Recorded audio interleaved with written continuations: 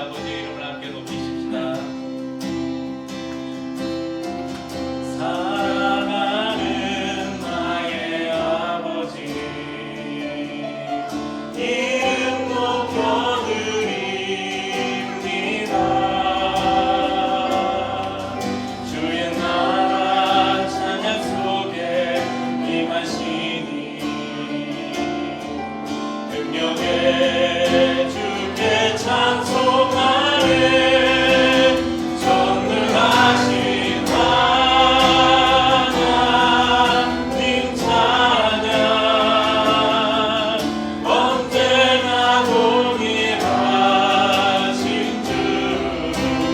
전능하신 하나님 찬양, 영원히 다스리네. 사랑하는 나의 아버지, 사랑하는 나의 아버지, 이름 높여드립니다. 주의 나라 찬양 속에 임하시니 우리의 찬양 가운데 임재하신 하나님, 능력의 주께 찬송하네. 전능하신 하나님 찬양, 언제나 동일하신 주. 전능하신 하나님 찬양, 영원히 다스리네. 함께 주의 이름을 높이십시다. 나 주의 이름 높이리, 나 주의 이름 높이리. 하늘 높이 올린 깃발처럼 주의 이름 높이, 우리 마음을 다해서 전능하신 하나님 찬양, 언제나 동일하신 주. 전능하신 하나님 찬양, 영원히 다스리네. 영원히 다스리네. 영원히 다스리네. 영원히 다스리네.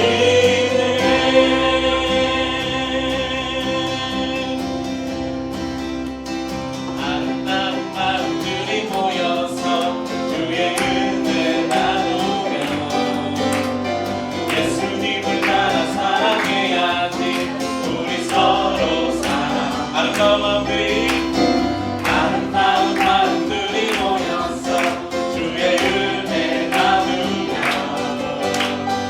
예수님을 따라 사랑해야지. 우리 서로 사랑해. 하나님이 가르쳐준 한 가지, 내 이웃을 내 몸과 같이 사랑해요. 미움 다툼 시기 질투버리고 우리 서로 사랑해. 이 다음에 예수님을 만나면 우리 뭐라 말할까. 그때에는 부끄러움 없어야지. 우리 서로 사랑해. 하나님이 가르쳐준 한 가지, 내 이웃을 내 몸과 같이 사랑해요. 미움 다툼 시기 질투버리고 우리 서로 사랑해. 이 다음에 예수님을 만나면 우리 뭐라 말할까. 그때에는 부끄러움 없어야지. 우리 서로 사랑해. 하나님이 가르쳐준 한 가지, 내 이웃을 내 몸과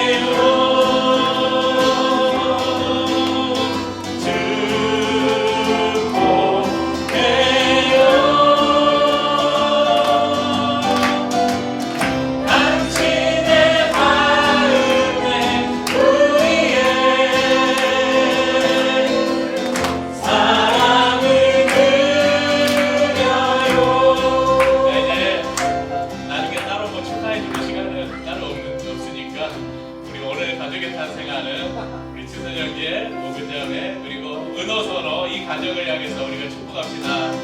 아주 먼 날 하늘에서는 당신을 향한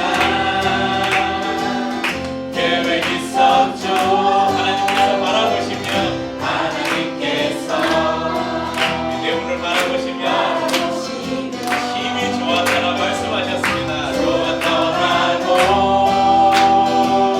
말씀하셨네. 이 세상 그 무엇보다 귀하게 나의 손으로 창조하였노라. 내가 너로 인하여 기뻐하노라. 내가 너를 사랑하노라. 손을 내밀고 사랑해요 축복해요.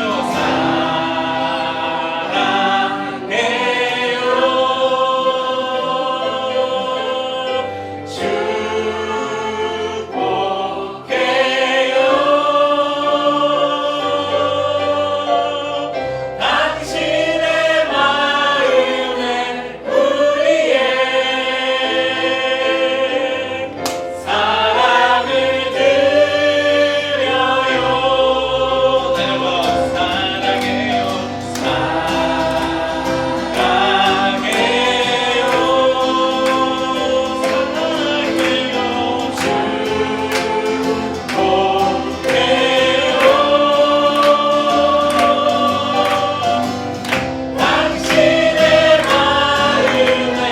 우리의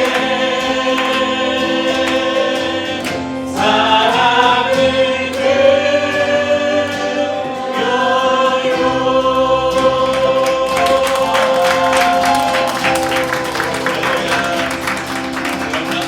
하나님을 사랑하고 옆에 사랑하는 여러분을 사랑합니다.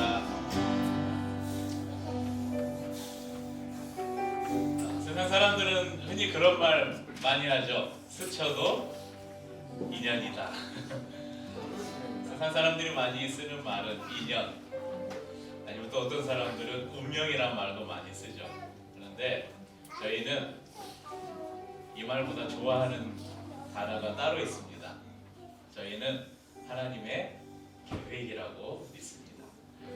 우리가 이렇게 만날 수 있었던 것도 그냥 스쳐 지나는 우연이나 아니면 인연이 아니라 운명이 아니라 오래전부터 하나님께서 우리 안에 가지고 계셨던 그분의 계획이 지금 이루어진 것이라고 믿습니다. 하나님께서는 우리의 만남을 계획해 놓으셨네. 우리가 하나 되어 어디든 가리라.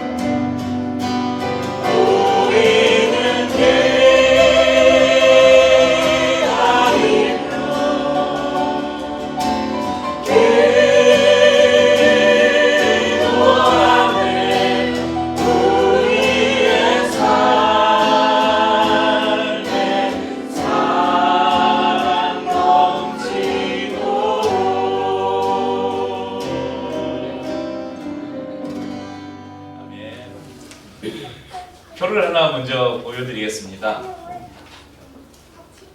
2012년부터 2022년까지 10년간의 뭔가의 통계인데 통계청에서 발표한 표입니다. 무슨 표냐면 일반인들이 생각하는 비혼 동거, 그러니까 결혼하지 않고 동거하는 것에 대해서 어떻게 생각하십니까? 이 찬성률의 변화입니다. 그러니까 지금은 더 올랐겠죠. 지금 어떤 조사에는 뭐 70몇 프로라고 나오는 조사도 있고 2022년에 65%. 그런데 대학생들만을 조사했을 때는 79% 정도가 나왔다고 합니다. 또 다른 표를 하나 보겠습니다. 찬성, 반대 2012 이것도 10년간의 변화인데 이 표는 학원보급마협의회에서 이 리서치를 한 건데 이 표는 크리스찬들만 대상으로 했을 때 기독교인 대학생들을 대상으로 조사를 했을 때 굉장히 많은 변화가 있죠. 10년 사이에 결혼하지 않고도 같이 살 수 있다. 3명 중에 2명은 결혼 전에 동거하는 것이 문제가 되지 않는다. 전혀 문제가 되지 않는다. 아니면 별로 문제가 되지 않는다. 이렇게 생각하는 사람이 64% 정도 된다는 통계가 있습니다. 지금은 또 더 올랐겠죠. 3년, 2년 정도가 더 지났으니까. 결혼에 대한 생각이 이렇게 변하다 보니까 요즘에 어제도 우리가 무슨 프로를 보는데 가수 에일리가 나왔어요. 오늘 기사에 아침에 보니까 기사 타이틀에 그런 기사가 많이 나왔더라고요. 당당하게 결혼 전에 동거를 공개한 뭐 에일리 하면서 어제 방송에 그런 이야기 하더라고요. 4월에 결혼하는데 결혼 전에 지금 같이 동거하고 있다고 당당하게 이야기해요.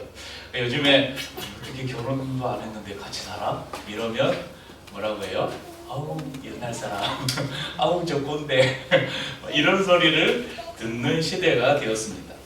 시대가 변해가면서 결혼에 대한 인식도 많이 변해가는 것 같습니다. 성도님들은 어떻게 생각하십니까? 또 성도님들은 자녀들에게 앞으로 어떻게 가르치실 것입니까? 결혼 전에 함께 살아보고 결혼할지 말지 정하는 거 괜찮다 이렇게 생각하실 수도 있고, 야 살아보고 결혼해야 나중에 이혼 안 하지, 실패 확률이 적지 이렇게 생각할 수도 있습니다. 그런데요, 결혼은 남자가 자신을 위해서 헌신해줄 가정부나 시녀를 만나는 게 아니잖아요.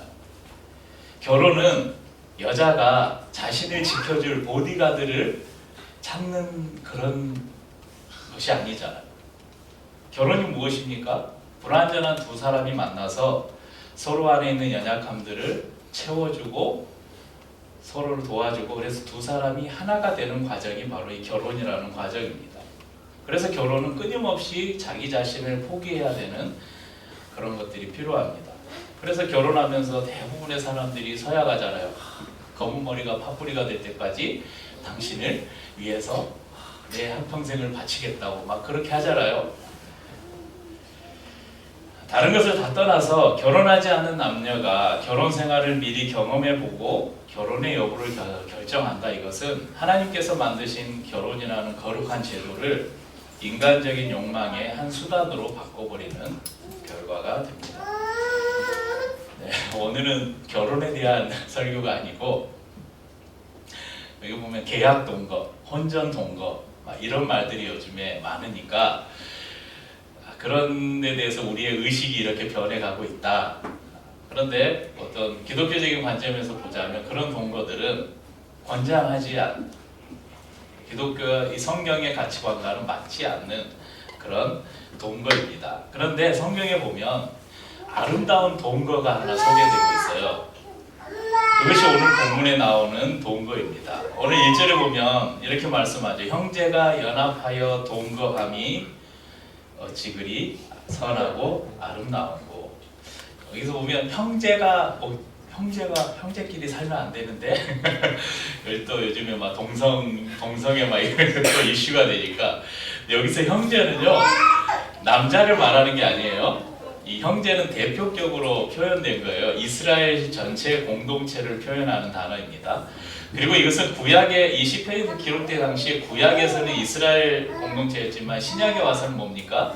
예수 그리스도를 믿는 모든 사람들의 모임, 교회, 이것을 형제라고 말합니다. 그래서 우리가 찬양할 때도 보면 이 형제 자매 모든 믿는 사람들을 대표해서 대표격으로 형제가 이런 형제란 말을 많이 사용을 합니다. 이어지는 말씀에서 보면 형제가 연합하여, 그러니까 그리스도 안에서 하나님의 백성들이 연합해서 동거하는 것이 어찌 그리 선하고 아름다운, 이게 감탄사거든요. 얼마나 아름다운가. 그러면서 두 가지, 이것이 얼마나 아름다운지를 두 가지로 표현해요. 그 첫 번째가 뭐냐면 보배로운 기름. 2절을 한번 같이 읽을까요? 머리에 있는 보배로운 기름이 수염 곧 아론의 수염에 흘러서 그의 옷깃까지 내림같고. 자, 보배로운 기름이 아론의 머리에서부터 수염으로 흘러 옷깃까지 흘러내린다, 이렇게 표현합니다. 아론의 머리에서 흐르는 기름이 뭔가? 이 아론은 모세의 형이에요. 이스라엘의 최초의 대제사장이었습니다. 그래서 아론은 누구냐면 이스라엘의 대제사장을 대표하는 이름입니다. 아론의 머리에서 흐르는 기름, 이건 뭐냐면 이스라엘의 대제사장의 위임식의 장면을 표현한 거예요. 대제사장의 의복을 한번 보겠습니다. 이게 이제 대제사장의 의복인데, 머리 위에 대제사장의 이제 위임식 때 머리에 아주 귀한 감람류를 붓습니다. 기름을 부으면 그 기름이 머리를 타고 이렇게 수염에 흘러내리잖아요. 그 대제사장의 의복에는 여기에 보면 흉패가 있어요. 그 흉패는 각각 다른 12개의 보석이 박혀 있습니다. 12개의 보석은 이스라엘의 12지파를 상징해요. 이스라엘 전체를 상징합니다. 신약에는 뭐겠어요? 모든 교회 믿는 이들 전체를 가리킵니다. 그러니까 거룩한 기름, 보배로운 기름이 흘려서 이스라엘 공동체 전체를 적신다, 이런 의미예요. 우리 강단에 여기 있잖아요. 이게 그냥 만든 게 아니에요. 칸이 몇 개예요? 12개 맞나요? 네, 맞습니다. 이 12개가 구약에는 이 마치 흉패와 같이 그 의미를 담아서 저희가 주문을 할 때, 이거는 우리 모든 성도 한 사람 한 사람, 우리 신약의 모든 교회를 의미한다. 그 교회의 중심에 누가 계셔요? 예수 그리스도가 계신다. 그래서 의미를 담아서 만든 거예요. 그러니까 이 거룩한 대제사장의 위임식 때 하나님의 축복이 대제사장을 통해서 이스라엘 공동체 전체로 흘러가는 이 영광스러움을 표현한 그런 표현입니다. 대제사장을 세우는 위임식이 얼마나 거룩하고 아름답고 감격스러운 순간이었는가. 이제 내일 전 세계적으로 아주 중요한 사건이 하나 있죠. 미국의 트럼프 대통령의 취임식이 있습니다. 그래서 이제 오늘 아침에 저 기사 보니까 우리나라의 몇몇 정치인들이 취임식에 참석한다고 이렇게 기사가 났던데, 트럼프가 연임은 아니지만 재선에 성공했잖아요. 2017년에 트럼프가 대통령 취임을 했는데 그때 취임식 사진을 한번 볼게요. 이게 올해도 이렇게 똑같이 준비를 했는데 기사에 보니까 지금 저희가 어디죠? 워싱턴이죠. 지금 영하 13도래요. 그래가지고 밖에서 행사를 못해서 국회의사당 아래에서 한답니다. 그래서 국회의사당 아래는 한 2,000명인가, 그래서 아마 대통령 가족 친척들하고 정부 요직 그냥 정부 사람들만 들어가고 나머지는 어디 실내에서 화면 보고 취임식 참석한다고. 근데 이제 막 우리나라에 보면 정치인들이 트럼프 취임식에 초청받아서 간다고 굉장히 자기가 막 어떤 막 대단한 사람이 된 것처럼 막 언론에 이렇게 하잖아요. 그 사람들이 앉는 자리가 요런 데예요. 주황색 있죠, 여기. 네.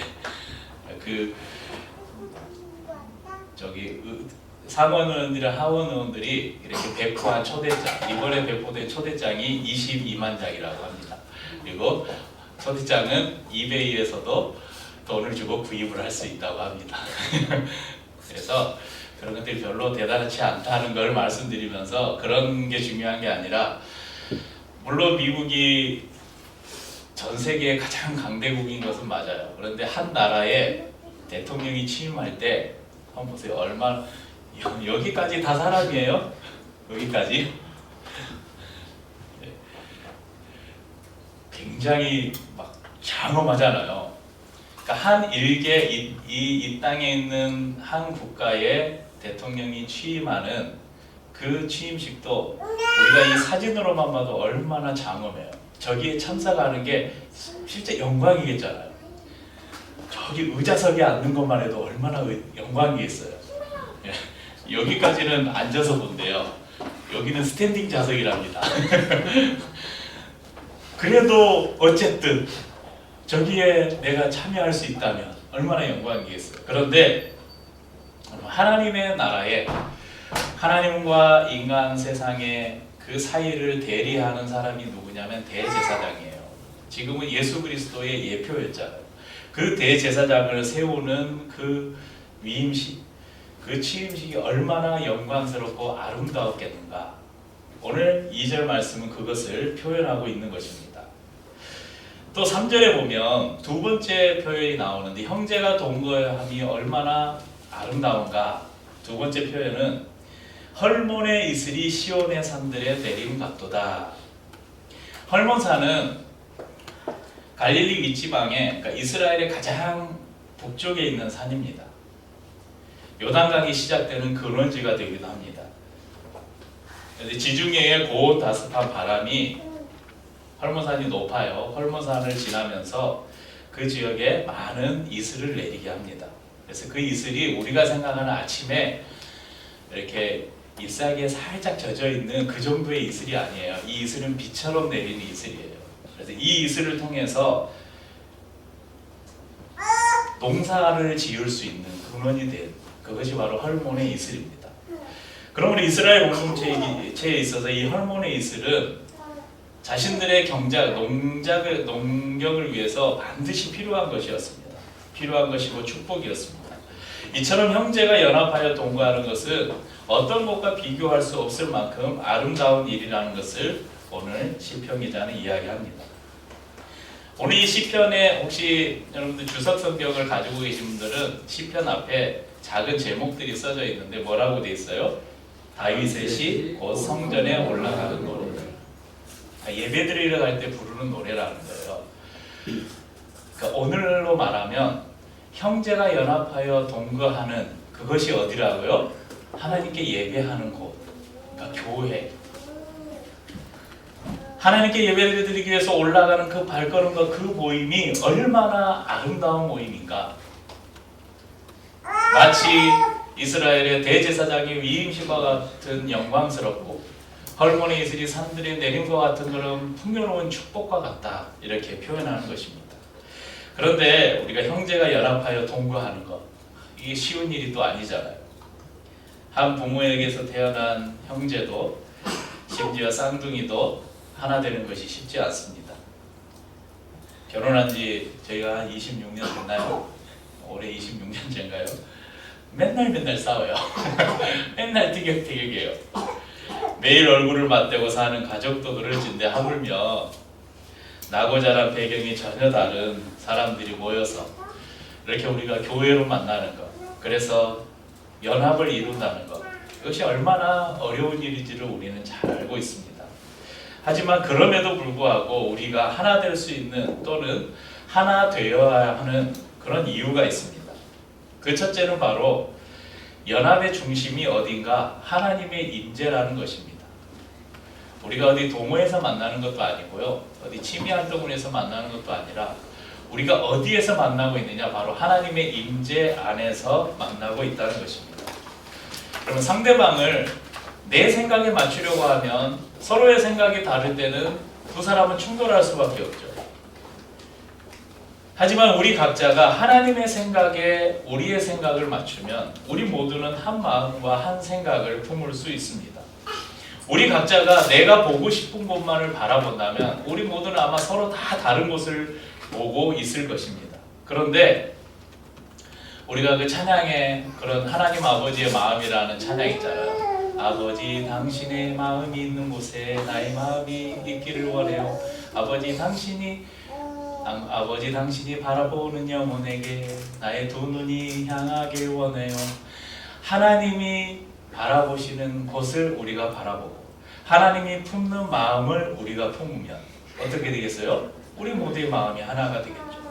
그러니까 우리의 생각과 우리의 가치관과 판단의 기준이 누구가 돼야 되냐? 내가 아니라 하나님이 되면 비록 우리 모두가 다 다른 배경과 환경과 그런 상황에서 자라왔고 지금도 여전히 우리가 다른 그런 가치관들을 가지고 있지만 우리가 하나님 안에서 생각하고 하나님의 눈으로 본다면 우리 모두가 하나 될 수 있게 된다는 것입니다. 올해 시편 이 133편 다윗이 성전에 올라가면서 부른 노래인데 이 노래는 하나님의 법궤가 예루살렘에 들어온 직후에 지은 시입니다. 우리가 바이블 에센스를 통해서 성경 공부를 하고 있는데 이스라엘은 처음에는 하나님을 중심으로 한 신정 국가였죠. 여러분 배우셨죠? 하나님의 통치를 받는 신정 국가였습니다. 그런데 이스라엘 백성들이 우리도 다른 나라처럼 눈에 보이는 왕을 세워달라 그렇게 하니까 하나님이 사울을 세우셨습니다. 그렇지만 사울은 실패한 왕이 되었죠. 그래서 사울의 뒤를 이어서 하나님의 신정 통치를 대리할 왕을 다시 세우셨죠. 누굽니까? 다윗입니다. 이 다윗이 이스라엘의 왕이 된 다음에 제일 먼저 한 일이 뭐냐면 하나님의 법궤를 예루살렘으로 가지고 온 것이었어요. 이것은 단순히 그냥 법궤를 가지고 온 사건이 아니라 이 사건은 아주 중요한 의미를 가지고 있는데 왕정 통치에서 신정 통치로의 전환을 표현하는 거예요. 이제 우리나라는 이 이스라엘은 왕이 다스리는 나라가 아니라 하나님이 다스리는 나라다. 그래서 빼앗겼던 법제, 방치되었던 법궤를 이스라엘의 중심인 예루살렘으로 가져온 것입니다. 이것은 이스라엘이 왕정 국가에서 신정 국가로 다시 회귀됐다, 돌아왔다. 이것을 의미하는 것입니다. 교회도 그런 곳입니다. 교회에는 목사도 있고 집사도 있고 여러 다양한 직분과 성별이 있습니다. 그렇지만 교회를 다스리시는 분이 누구신가? 오직 하나님 한 분이라는 고백이 있어야 합니다. 예수 그리스도가 우리의 머리시고 우리 한 사람 한 사람은 그분의 지체가 되어서 교회를 세워가는 한 지체임을 확신해야 합니다. 그래서 에베소서 4장 15절 16절에서 이렇게 말씀합니다. 오직 사랑 안에서 참된 것을 하여 범사에 그에게까지 자랄지라. 그는 머리니 곧 그리스도라. 그에게서 온몸이 각 마디를 통하여 도움을 받음으로 연결되고 결합되어 각 지체의 분량대로 역사하여 그 몸을 자라게 하며 사랑 안에서 스스로 세우느니라. 교회는 그런 곳입니다. 교회는 그리스도가 머리가 돼서 우리 한 사람 한 사람이 그분의 지체가 되어서 몸을 세워가는 것, 그것이 바로 교회라는 것입니다. 두 번째, 우리가 하나 될 수 있는 이유. 첫 번째는 우리가 하나님의 임재 안에 거한다면 하나가 될 수 있고요. 두 번째는 하나님께서 바로 공동체의 하나님이기 때문에 그리스도 안에 거듭난 우리는 하나가 되어야, 함께 해야만 되는 존재라는 것입니다. 하나님께서 천지를 창조하시고 아담을 만드신 후에 모든 것이 다 좋았더라 했는데 한 가지 딱 창세기에 보면 창조의 과정 속에 하나님이 부정적인 표현을 딱 한 번 하셔요. 좋지 못하다는 표현이 한 번 나옵니다. 읽어볼까요? 창세기 2장 18절입니다. 여호와 하나님이 이르시되 사람이 혼자 사는 것이 좋지 아니하니 내가 그를 위하여 돕는 배필을 지으리라 하시니라. 아담을 만들어 보니까 혼자 있는 것이 좋지 못하다. 모든 것이 다 완벽했는데 하나님이 성부, 성자, 성령 삼위로 계신 공동체의 하나님이잖아요. 그러니까 사람이 혼자 있는 게 불완전해 보이셨던 거예요. 그래서 하와를 만드십니다. 그래서 함께함을 통해서 하나님이 창조의 완성을 하신 것이죠. 하나님의 형상으로 창조된 인간은 본성에 이런 하나님의 공동체성을 갈망하는 본성을 가지고 있습니다. 특히나 예수 그리스도의 피로 말미암아 우리 안에 가지고 있던 죄, 그 아담으로부터 전해 내려오는 그 원죄로부터 우리가 자유함을 입었을 때, 우리가 죄악의 사슬로부터 해방되고 자유함을 얻었을 때 하나님의 백성은 더욱더 그런 공동체에 대한 갈망을 갖게 됩니다. 그러니까 예수를 믿은 후에 내가 예수를 믿은 후에 야, 나는 예수 믿으니까 괜찮아. 나는 혼자 있어도 돼. 나는 신앙생활 혼자 할 수 있어. 이렇게 말하는 사람이 있다면 그 사람은 자신이 구원받았는지를 다시 한번 진지하게 점검을 해봐야 합니다. 우리는 구원받은 순간 하나님의 백성의 공동체에 들어가는 것입니다. 그것이 교회입니다. 그래서 슬기로운 교회 생활 우리가 첫 번째 시간에 교회에 대해서 말씀을 나눌 때 그럼 종교개혁의 아버지인 칼빈이 무슨 말을 했다 그랬어요? 교회는 예, 항상 까먹어도 돼요. 그래야 제가 다시 해도 되죠. 교회는 제가 그때 하진이랑 우리 선영자매 비유하면서 이야기했잖아요. 교회는 이 사람이 없으면 아기가 못 자랄 수가 없잖아요. 네, 교회는 어머니다. 그러니까 예수를 딱 믿는 순간에 우리가 거듭났다 말하잖아요. 거듭났다는 게 뭐예요? 리본, 다시 태어났다는 거예요. 그러니까 우리가 태어나면, 아기가 태어나면 누가 절대적으로 필요해요? 엄마가 필요하죠. 우리가 거듭났다. 그러니까 우리가 그리스도인이 되었다. 그때 뭐가 절대적으로 필요하다고요? 어머니가 필요해요. 그 어머니가 누구라고요? 교회라는 거예요. 그러니까 교회는 예수 믿고 나서 내가 그냥 옵션이 아니에요. 선택 사항이 아니에요. 내가 거기에 갈 수도 있고 안 갈 수도 있는 게 아니에요. 반드시 그 안에 머물러야 하는 거예요.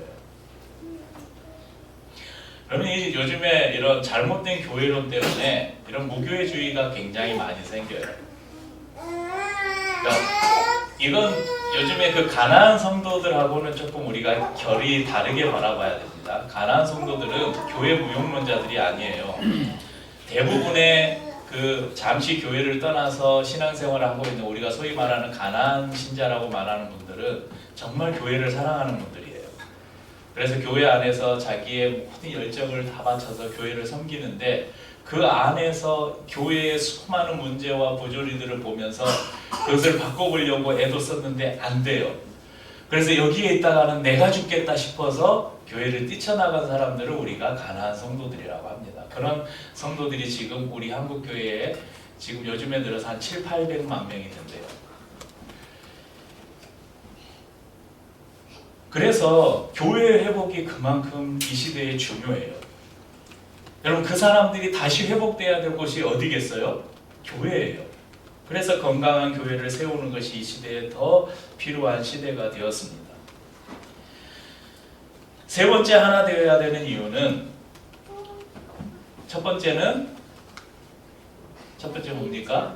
우리가 하나님의 임재 안에 있기 때문에 하나 될 수 있고 하나 되어야 되고, 두 번째는 하나님이 공동체의 하나님이기 때문에 예수를 믿는다는 것과 우리가 교회가 된다는 것, 공동체 안에 왔다는 것을 의미하고, 세 번째는요, 여러분 복 받고 싶으시죠?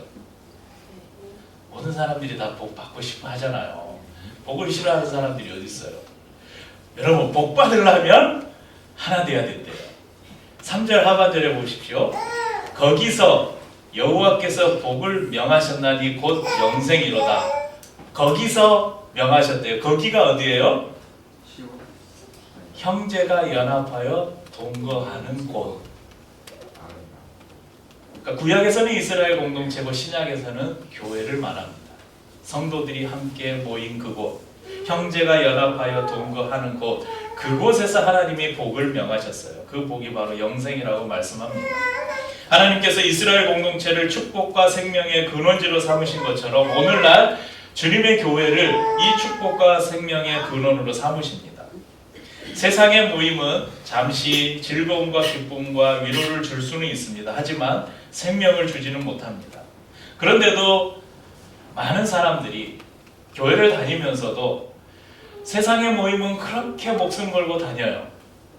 결혼식도 가야 되고 동창회도 가야 되고 가족들 경조사도 가야 되고, 그런데 교회는 의무적으로 다닌다는 것입니다. 창세기 12장 2절에서 3절 말씀을 볼까요? 내가 너로 큰 민족을 이루고 내게 복을 주어 내 이름을 창대하게 하리니 너는 복이 될지라. 너를 축복하는 자에게는 내가 복을 내리고 너를 저주하는 자에게는 내가 저주하리니 땅의 모든 족속이 너로 말미암아 복을 얻을 것이라 하시니라. 누구에게 하신 말씀일까요? 아브라함에게 하신 하나님의 약속입니다. 우리가 아브라함을 모든 믿는 사람들 언약의 대표자라고 봐요. 그러니까 여러분, 우리는 지금 어떤 누구와의 언약을 계승한, 이어받은 사람이냐? 아브라함과 맺은, 하나님이 최초의 인간과 이 언약을 맺었던 사람 존재가 바로 아브라함이에요. 그러니까 우리가 모두를, 구약의 이스라엘 백성들도 그랬고 신약의 모든 성도들도 우리의 믿음의 가장 뿌리로 올라가면 누구를 이야기하냐면 아브라함을 이야기해요. 그래서 여러분, 유대인들도 아브라함을 자기 조상들이라고, 심지어는 이슬람도 아브라함을 자기 조상이라고 해요. 이 아브라함에게 하나님이 무슨 약속을 하셨어요? 내가 너를 복을 주어서 너를 창대케 할 건데 너가 복이 될 것이다. 그러니까 여러분, 예수 믿는 사람들은 어떻게 보면 주님 저에게 복 주세요, 복 주세요, 이런 기도가 엄밀하게 따져보면, 우리는 그냥 그렇게 쉽게 기도하지만 엄밀하게 따지면 맞지 않는 기도예요. 그러니까 하나님이, 우리가 하나님 저에게 복 주세요, 하나님 저에게 복을 좀 주세요 이러면 하나님이 뭐라고 하시냐면, 야 네가 복인데 뭐 복을 또 달라 그래? 이렇게 말씀하신다는 거예요. 그러니까 아브라함의 그 믿음을, 그러니까 아브라함이 가진 그 믿음을 우리 모두가 그대로 소유하고 있잖아요. 그 영적으로 이 아브라함의 믿음이 우리 가운데까지 흘러온 것이거든요. 그렇다면 이 시대에 하나님이 우리를 무엇으로 삼으셨다고요? 복으로 삼으셨다는 거예요. 그래서 너가 축복하는 자를 내가 복을 주고 네가 저주하는 자에게 내가 벌을 내리겠다. 땅의 모든 족속이 너로 말미암아 복을 얻을 것이다. 여러분, 우리가 그리스도를 믿을 때 우리 자신이 복된 존재가 되었다는 것입니다. 그러니까 여러분, 너무 복 달라고 하지 마세요.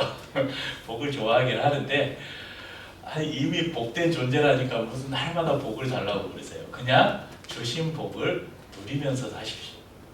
그래서 그 설명문에 나오는데 갑자기 그 장면이 생각나네요. 예수님께서 제자들을 둘씩 짝지어서 이제 전도를 보내요. 70인 전도대라고 2명씩 짝지어서 각 동네로만 모여 가서 하나님 나라를 선포해라. 그러면서 무슨 말씀을 하냐면, 거기서 너를 환영하는 사람들에게는 복을 빌어라. 그러면 그곳이 복을 받을 것이고, 너희를 거절하는 데서는 발에 먼지를 털어버리라. 그들이 그렇게 먼지처럼 하나님의 버림을 받을 것이다. 뭐예요? 똑같은 거예요. 제자들을 예수님께서 부르시면서 그들을 보내시면서 하나님 나라의 대사로 보내신 거잖아요. 하나님 나라를 선포하는 그 사명을 주시면서 그들을 복의 근원으로 삼으신 거예요. 아브라함을 복으로 삼으신 하나님, 그리고 그 아브라함이 영적 후손인 우리들, 곧 교회를 통해서 하나님은 복을 명하셨습니다. 오늘 우리는 하나님께서 이곳에 세우신 기류의 공동체의 새로운 가족을 맞이합니다. 서두에 결혼에 대해서 말씀드렸는데, 결혼이라는 제도는 사랑하는 두 사람의 관계를 지켜주는 제도예요. 혼전 동거, 계약 동거, 같이 살아보다가 마음이 안 맞으면 어떻게 해요? 빠이빠이 하면 돼요. 서류에도 남지 않고 법적으로도 아무 책임도 지지 않아도 되고. 그러면 어떻게 되겠어요? 사랑하는 두 사람이 처음에는 정말 사랑해서 같이 살기로 했는데 안 맞으니까 헤어져요. 결정이 쉽죠. 그런데 결혼이라는 건 어떻게 돼요? 많은 증인들 앞에서 두 사람이 서약을 하잖아요. 약속을 한 거예요. 그래서 어떻게 돼요? 살다가 안 맞을 때 있잖아요. 싸울 때 있잖아요. 위기가 있잖아요. 그러면 어떻게 해요? 두 사람이 약속했던 결혼이라는 것을 다시 떠올리죠. 그래서 참아보자 하는 거죠. 견뎌보자 하는 거죠. 나를 좀 포기하고 저 사람에게 내가 좀 맞춰주자 하는 거죠. 결혼은 이런 힘을 가지고 있습니다. 결혼식이라는 것은. 또 어떻습니까? 주위에 그 결혼식에 많은 사람들이 하객들이 있잖아요. 두 사람의 위기가 생기면 어떻게 해요? 주위에서 좀 그런 경험들이 있으신 분들 있으시죠? 네. 아니 막 둘이 싸우다가 이제 막 이혼하니 많이 하면 주위에서 이 두 사람의 결혼식을 함께 봤던 사람들이 야 그러면 안 돼. 너가 좀 이해해야지. 너가 이해하고 견디고 참고 그래도 같이 살아야지. 이런 조력을 해주는 사람들이 있어요. 여러분 오늘 이제 우리 지서장제 가정이 가족의 탄생을 하는데 그럼 등록 안 하고 다녀도 되죠. 얼마든지 괜찮습니다. 우리 교회는 나그네를 환대하는 교회. 우리 교회에 오는 방문자들이 언제 누가 오든지 동일하게 환영하고 축복하는 그런 교회입니다. 그런데 왜 우리가 등록을 하라, 가족의 탄생을 하라 이렇게 권면하냐면 이게 마치 야 둘이 결혼 전 혼전 동거하지 말고 결혼식 하고 살아라 이런 권면과 마찬가지예요. 이 가족의 탄생을 통해서 이제 두 분은 오랫동안 고민하면서 결정하셨기 때문에 이 결정에 이제 다음에 막 뭐 교회 다니다가요 교회가 좋은 것만 아니에요. 그럼 이 교회 안에는 양만 있는 게 아니에요. 염소도 있고 이의도 있고 치고받는 사람들도 있어요. 그리고 그랬잖아요. 교회는 건강한 사람만 오는 데가 아니에요. 건강한 사람이면 교회가 필요 없죠. 다 병든 죄인들이니까 교회가 필요한 거예요. 예수님이 그렇게 말씀하셨다니까요. 여기 다 병든 죄인들이 있는 거예요. 그러니까 처음에는 다 좋아 보이죠. 결혼하면 처음에 다 좋아 보이잖아요. 근데 살다 보면 안 그래요. 정성도는 왜 저렇게 말을 하지? 저 사람은 왜 나한테 저렇게 표현하지? 왜 저 목사님은 왜 저러지? 이런 게 이제 보여요. 그럴 때 에이, 등록 안 하면 에이, 교회가 여기만 있나? 다른 교회 가지? 동양대 한샘교회 가지? 그런 마음이 들어요. 인간이니까. 그런데 이 가족의 탄생이라는 이 시간은 우리가 이 공동체 안에서 생활을 하다가 혹시 조금이라도 어떤 그런 흔들림이 있을 때 그래 내가 그때 서약을 하고 이 공동체에 내가 함께 헌신하겠다고 약속을 했지. 그 약속을 내가 지켜야지. 그 약속을 다시 한번 떠올려 보는 거예요. 또 두 사람이 또 우리 선호랑 은호랑 선호가 신앙생활을 하다가 신앙의 슬럼프는 누구나 찾아와요. 주기적으로 찾아옵니다. 우리 몸에 육체의 슬럼프가 이렇게 주기적으로 오잖아요. 목사인 저도 아주 주기적으로 슬럼프가 찾아와요. 그래서 한 번씩 쉬어야 돼요. 내가 이러려고 목사가 됐나 막 그럴 때가 있단 말이에요. 저 이제 좀 슬럼프가 올라고 하는 것 같아요. 좀 쉴 때가 어제 저녁에 갑자기 막 슬럼프가 굉장히 찾아오는 것 같아요 지금. 네. 그런 게 우리가 신앙생활 하다 보면 누구나 있어요. 그럴 때 옆에 있는 성도들이 그걸 붙잡아주는 거예요. 연약해진 신앙을 다시 한번 붙잡아주고 다시 회복할 수 있도록 도와주고. 그런데 여러분 가족의 탄생을 안 하면 우리에게는 그런 의무가 없는 거예요. 물론 그렇게 할 수도 있겠죠. 근데 그런 의무가 저희들에게 없는 거예요. 그러니까 제가 이 가정이나 이런 신방이나 이런 것도 등록 안 하면 안 갑니다. 네, 그런 차이가 있어요. 그래서 오늘 두 분이 오늘 가족의 탄생을 결정하고 오늘 그렇게 많은 성도들 앞에서 이렇게 또 서약을 하고 오늘 이렇게 환영하는 이 시간은 마치 결혼식과 같이 여러분의 믿음을 더 견고하게 지켜줄 것이고 오늘 우리 모든 기류의 교회 성도들 이 공동체가 여러분의 신앙을 함께 책임지겠다는 그런 약속이기도 합니다. 그래서 오늘 박지선, 이옥은, 그리고 박은호, 박선호 이 네 분이 기류의 교회 공동체의 한 가족이 됨을 진심으로 환영하고 축복합니다.